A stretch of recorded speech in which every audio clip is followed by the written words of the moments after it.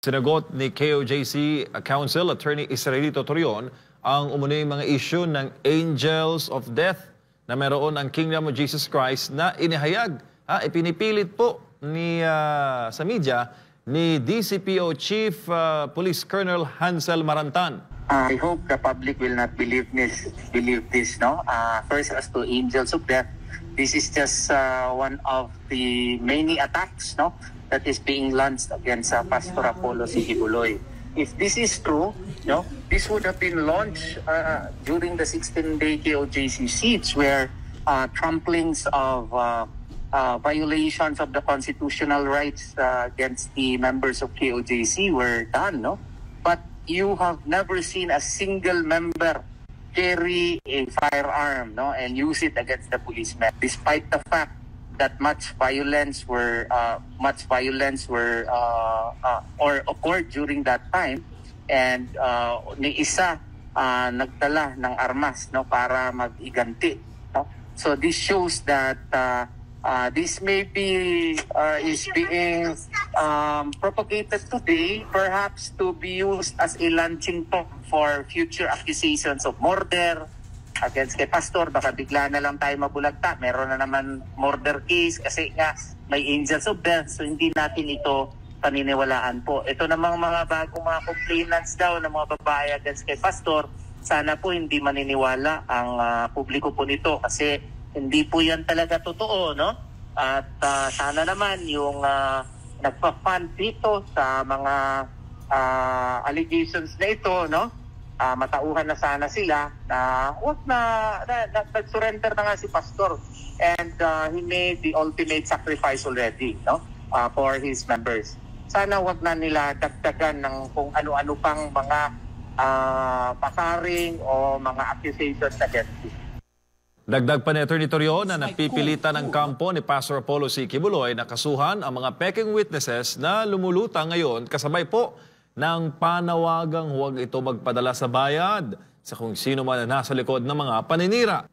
Sana naman hindi sila magpadala ng pera, or sana naman hindi sila magpadala sa kung sino man ang nag-convince sa kanila na magawa ng istorya against Pastor Apollo Kibuloy. Kasi hindi naman kami natutulog. Alam nga naman hindi kami mag-file ng libel cases sa kanila o perjury cases sa kanila. We have to do our job kasi alam namin na hindi po yan totoo. Hindi sana sila magpagamit ng kung sino mang mga puwersa na ngayon ay pilit na sinisira ang pangalan ni Pastor Apollo C. Kibuloy. Sana naman po hindi sila magpagamit at hindi sila magawa-gawa ng mga peking istorya ni Pastor kasi mapipilitan din kaming idepensa ang rights ni Pastor at mapipilitan kami mag-file ng mga kaso sa kanila. Buti sana kung depensahan sila ng mga taong ito in the future. I'm sure, siguro, sa first 3 months lang yan sila i-treat ng maayos. After that, pabayaan na sila. Kawawa ang mga pamilya po nila sa mga kasong ipafile din namin sa kanila. Posible din ayon kay Atty. Torion na ang mga lumulutang na false witnesses at pahayag ng PNP na magsasagawa umano ito ng rescue sa mga mga biktima na nasa loob ng KOJC compound upang magkaroon ng mind conditioning na legal na bumalik sa KOJC compound ng mga pulis at maulit-ulit ang pananakop o yung KOJC siege. Surely, parang yan talaga ang basa ko dyan. They are laying the predicate, no? Sana naman hindi mangyari. They are laying the foundations for future attacks again against the KOJC members, no? Sana naman makonsensya na sila, no? Nag-surrender na nga si Pastor, binubugbog pa, no? I would like to appeal to the authorities to sana naman dahan-dahan sa mga accusations at we should follow the golden rule, no?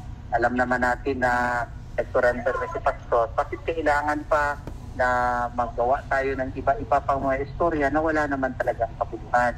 So I do hope and pray that the authorities will stop these unjust accusations because they know that these accusations are not true.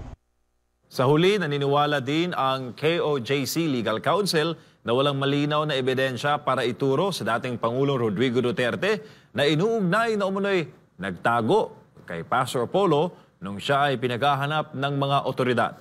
Wala naman siguro silang clear proof dyan, no? This is again a pattern of harassment against the Dutertes, and may balita nga, pati ako daw papile ng kaso. Sana naman hindi totoo, no? Nag-surrender na si Pastor, no? Sana yung mga further harassment tactics itigil na nila kasi klaro-klaro na po, no? Sa publiko nakikita na po na this is just really done in order to divert the attention of the public to something more meaty, no? So para naman sa itaunlad ng ating bansa, let us stop this further divisiveness of our country, and let us continue to work for the good of our nation and our country. Pastor Apollo C. Quiboloy will eventually be acquitted in the cases filed against him, and let us not further divide this country by filing unfounded charges against known political nemesis of this administration. Yan po ang buong pahayag at paglilinaw ng KOJC Legal Counsel kaugnay sa umunoy mga isyu ngayon, partner ng Angel of Death na kaninang hapon ay binanggit na naman sa press conference ng Philippine National Police.